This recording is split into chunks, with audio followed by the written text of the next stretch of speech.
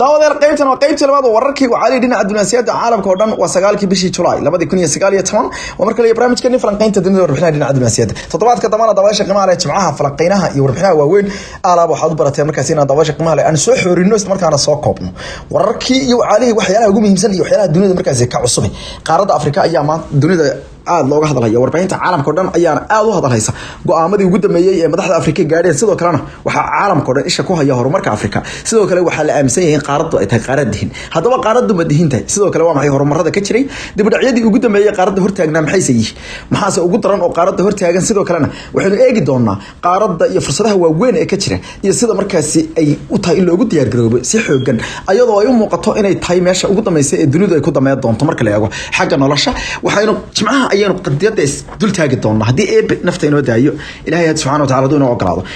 iduguna waqti soo qayb qaadan doontaan hadii ilaahay marka daawataan isla markaana barnaamijyada iyo baxdiga aynu ku sameeyno aynu soo bandhignay aan ku sii qaybtan oo qaybtii labaad ee wararkii wacali dhinaca dunaasiyada waa saalisa ee daawadaasha qiimaha leh ee dalka Hindiya ayaa lagu dhaleeceeyay in uu ka wado gumaad jirdil iyo qabqabasho xooggan ayaa leh gobolka Kashmir ee lagu murasay hay'adda qaramada midoobay u qaansan xuquuqul insaanka ayaa warbixin sanadeed ay soo saartay waxa ay ku sheegtay in maamulka Hindiya ee ka jira dhinaca gobolka Kashmir ay xukumaan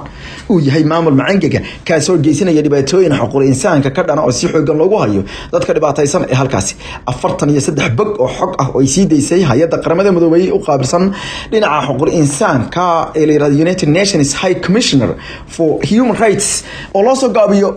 OHCHR ayaa waxa ay ugu yeedhay dawladda dalkaasi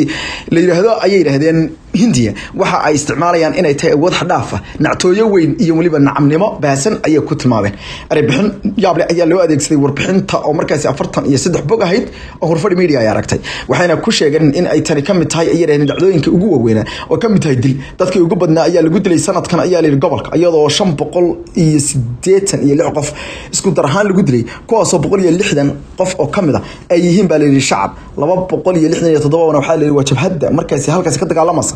kalka la sheegay in 159 ay yihiin ciidanka amniga ee dalkaasi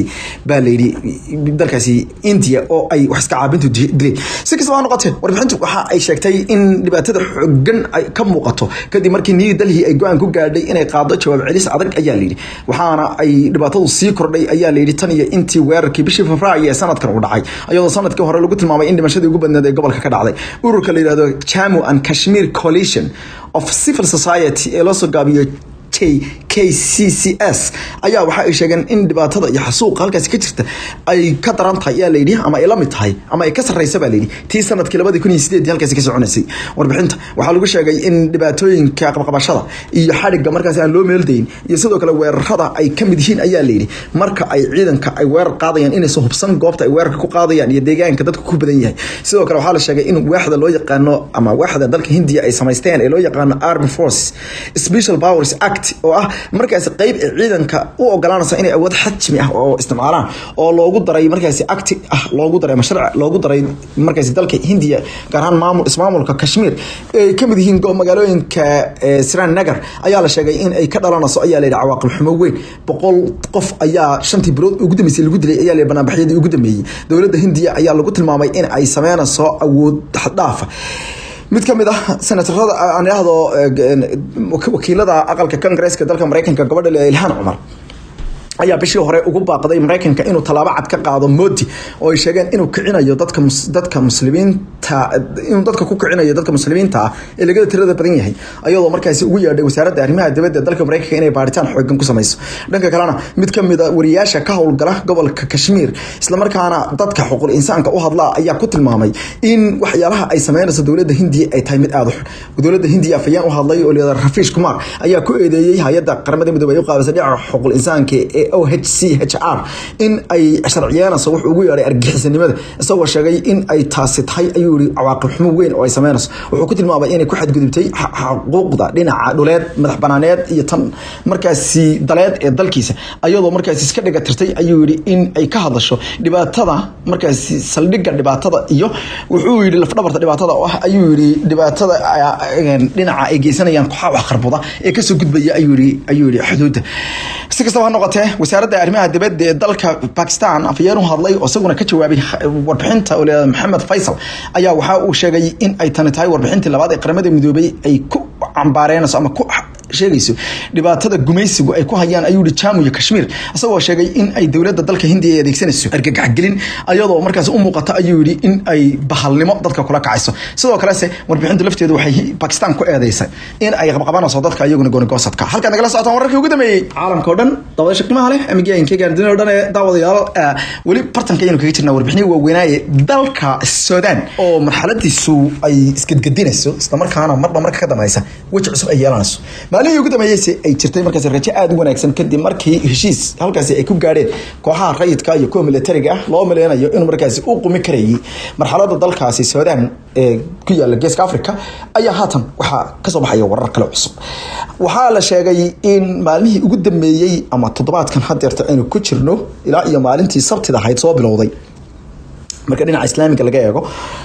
ayaa waxa la sheegay in wadahadaladii ugu darnaa ay ahaayeen markii la ogaaday in militariga dalkaasi ay riixayaan ninka ay u doonayaan jagada madaxtinimada dalka inuu qabto iyo cidda ay riixayaan dalalka isku taga Imaaraadka Carabta iyo Saudi Arabia taasoo rayidku ay ganafka ka dhufteen ninka ayaa la sheegay in cadaadis aad u xoogan uu saarnaa isla markaana uu ka saarnaa dhanka dalalka isku taga Imaaraadka Carabta iyo Saudi oo iyagu door bidayay inuu asagu jagada qabsado balse kooxaha rayidka ayaa iyaguna waxa ay la soo banbixeen shuruudo ah hadii uu qabto ninkaasi jagada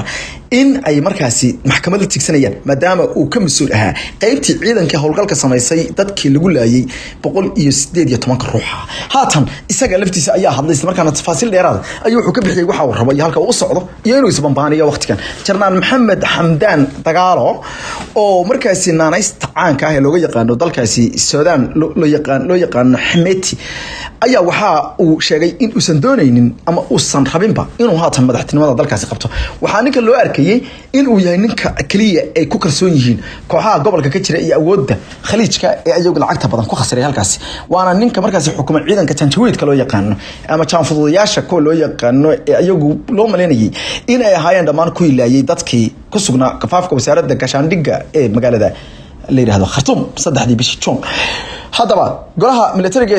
kumeel gaarkeed Transitional Military Council la yiraahdo ayaa iyaguna waxa ay sidoo kale ay dhawaan ay sheegeen in ay odrasayaan cid ay doonayaan in iyagu ay soo bandhigtaan ayadoo wali hogaanka dalka aan la isku raacin balse golaha dalka xukuumaya la isku raacay waxa uu u sheegay hadaba waraysi gaar ah oo uu siiyay wargeyska Hadith la yiraahdo Al Hadith ee ka soo baxa dalka Jordan waxa uu yiri man doonaya ayuu haatan ama waan ka haray ayuu yiri in aan qabsado jagada ugu sarreysay dalka taasna waxa ay ahayd ayuu yiri mu'aamarad isagoo sheegay in uusan doonaynin inuu ka sii mad ahaado in uu sharaxnaado dadka doonaya inay talada dalka qabtaan sidoo kale waxa uu sheegay in uusan asagu lahayn amarkii ololihii military ee lagu qaaday dadkii fadhiyay wasaaradda gaashaandhigga horteeda June 3 balse waxa uu sheegay in ay qabqabteen ayuu dadkii arintaasi ka dameeyay isagoo sheegay in qaarkoodna xogtooda wali aan soo bandhigin qaarna ay dadweynaha iyo rayidku og yihiin wuxuu ka digay in talaabo kasta oo halkaasi ka dhacda ay tahay ayuu yiri mid ay ka dameeyaan dad ugu yeeray inay ku dhex jiraan ayuu yiri isbahaysiga mucaaradka ee loo yaqaan Alliance for Freedom and Change oo uu sheegay in ay ku dhex jiraan gruubo ama kooxo ayuu isku xiran oo nabad jecelayn isla markaana aan doonaynin in dalku israaco dadkuna heshiiyo wuxuu se beeniyay in uu isagu haatan uu sharaxan yahay ama uu kaga jiro safka hore dadka liiska sarsare ku jira balse waxa uu sheegay in ciidanka sawu madaxda ka yahay ee private support loo yaqaano forces waa ciidanka Janjaweed loo soo gaabiyo afka Carabiga lagu yiraahdo ciidanka Janta fudud ama kooxaha ka jawaabayaasta arrimaha degdegga baa la yiraahdaa ayaa markaasi uu sheegay in ay yihiin ayuu yiri in ay jiraan saraakiil isaga uga hooseysa oo arrimaha dambiga qayb qaadan karta laakiin isagu waa diiday ama uu beeniyay gabihaanba inuu qayb ka ahaa halka dagala socotaan wararkii ugu dambeeyay warbixinii dhinaca diblomaasiyadda madaxweynaha dalka Mareykanka iyo aqalka cad ee Mareykanka ayaa warkii ugu horeysay waxa ay wali waxaan leeyahay markii labaad markii saddexaad way ka hadlaan arrinta laakiin markii ugu horeysay ayaa waxay sheegeen in safiirka Britain u fadhiya halkaas aysan la shaqeynayn arrintan ayaa waxay cirka ku sii shareeraysaa cilaaqaadka midowga soo kala dhaxgalay ee labada dal kadib markii ay bixintii ugu darneed abid ee uu mas'uul u isticmaalo Mareykan fadhiya madaxweynaha Mareykanka laga helay warbixin loo gudbiyay aqalka Downing Street haddaba madaxweynaha ayaa waxa ay sheegeen in ay xaaladda ugu adag ay haatan ay tahay ay yiraahdeen wada shaqeynta ninkaasi madaxweynaha dalka Mareykanka oo asaga lagu yaqaan inuu naftiisa daafaco isla markaana uu isticmaalo baraha bulshada isagoo aan isku baxalaynin afayano iyo dad markaas u hadla gacantiisana u adeegsada bartiisa Twitter-ka ayaa inta badan aan u dulqaadan in cid inay ka daba hadasho ayaa waxa uu sheegay in uusan doonaynin inuu ninkaas la shaqeeyo dib dambe ninkaas oo la shaqeeyo ayuu yiri waxa uu yiri waxa weeye ayuu yiri in aan sheego ayuu yiri in aan ku faraxsanahay in dhawaan ay dalka Britain ay heli doonaan ama yeelo doonaan prime minister cusub ama ra'iisul wasaare cusub sida daraadeed anigu la shaqeeyo ayuu ninkan isla markaana ima soo agmari doono ayuu yiri Mr. Trump hase yeeshee ra'iisul wasaaraha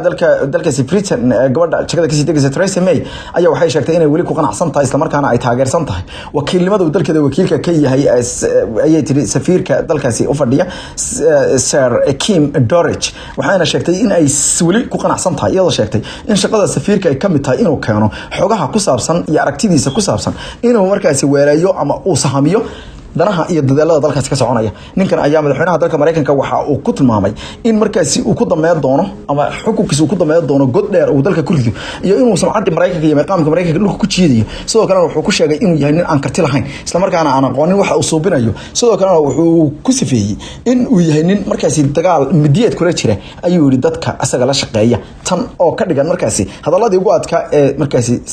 safiir shisheeye oo Mareykanka dhex jooga uu ku tiraabo xogayaha arrimaha dibadda dalka Britain Jeremy Hunt ayaa asaguna waxa uu sheegay in uu wali taageersan yahay ayuu yiri isla markaana uu ku kalsoon yahay wakiilnimada Mr. Kim wuxuuna yiri Sir Kim waxa uu masalada dalkanada wuxuuna sii masali doonaa dalkayga ayuu sheegay isagoo Jeremy Hunt kamid ah dadka ugu cadcad ee u sharaxan inay qabtaan xilka ay laga bedelayo ee aqalka conservative ay ka tashanayaan inay ku bedelaan Mrs. May warbixinaha ayaa waxa ay markaasi u muuqdaan in labada dal ee adduunka cilaaqaadka marka la eego isugu dhow ee haatan u muuqato inuu uga yahay horeyna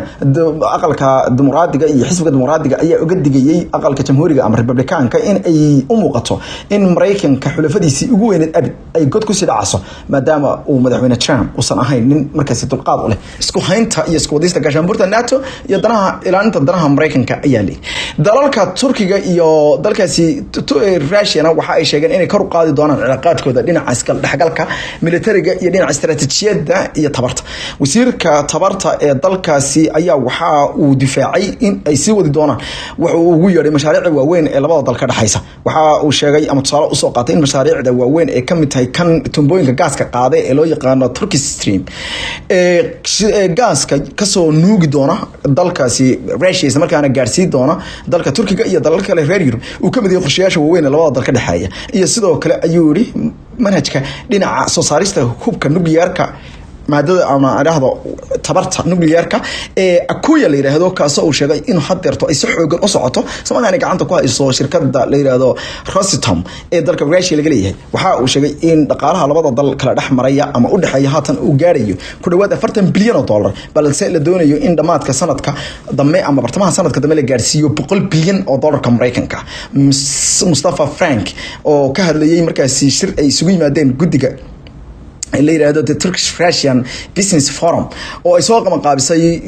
ururka dhinaca maalgashiga caalamiga u qaabilsan dalkaasi Russia u qaabilsan ee leedahay Foreign Economic Relation Board ee take loo soo gaabiyo ayuu u sheegay in ay labada dal kala faa'iideysan doonaan isla markaana dhaqaalihii ugu badnaa abid ay sameeyaan doonaan halkan nagala saataan wararkii ugu dambeeyay warbixinada dhinaca diblomaasiyadda dalka Saudi Arabia ayaa waxa uu asaguna markii ugu horeysay muwaadiniintiisa uga digay inay dalka Turkiga tagaan arrintan ayaa waxa ay ka dameysay kadib markii dawladda Saudi Arabia warbixin ay soo saartay qunsuliyadeeda ay ku leedahay magaalada Istanbul ay ku sheegtay in ay jiraan waxay ugu yeedhay weeraro lagu hayo weeraro xatooyo ah iyo cadaadis lagu hayo ayaa la dadka reer Saudi Arabia kuwaas oo ku jooga ayaa la yiri dalkaasi gudaha dalkaasi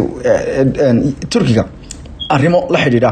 in ay markaasi u joogaan baa la yiri arrimo dhinaca dalxiiska arrinta waxa ay horta ka ratimatay ayaa la yiri kadib markii ay soo baxday ayaa la yiri in dhammaan dadka Sacuudiga u dhashay ee dhaxmaraya magaalooyinka Turkiga ay ka mid magaalada Istanbul iyo magaalada Ankara ay bilaabeen ciidanka booliska ee dalkaasi inay joojiyaan isla markaana ay weydiiyaan sharciga ay ku joogaan wadanka ama la weydiiyo yani inay soo saaraan sharciga ay ku joogaan waxa la sheegay in markii hore ay isticmaali jireen ayaa la yiri copy electronic ah oo baasaboorkooda ah oo markaas sawirinta laga qaato jeebka lagu rido taasoo la sheegay in ay joojiyeen Turkidu inay aqbalaan isla markaana qof walba haatan waxa la weydiiyaa baa la yiri in uu tuso ama muujiyo baasaboorkiisa originalka ah si loo hubiyo sababta uu dalka u joogo maadaama ay arintii ka dhalatay dilkii Jamal Khashoggi ay kor u qaaday balli amniga iyo hubinta dadka muwaadiniinta ee dalka soo galay hadaba safaaradu warbixinta ay soo saartay waxay yiraahdeen kadib markii aanu aragnay cabashooyin xoogan oo ka imaanaya dadka imaanaya dalka Turkiga kuwaas imaanaya jamhuuriyadda Turkiga ayaa leeyahay oo ay joojinayaan saraakiisha amniga ee dalka Turkiga waxa cadaatay in ay sii badatay ayaa leeyahay dadka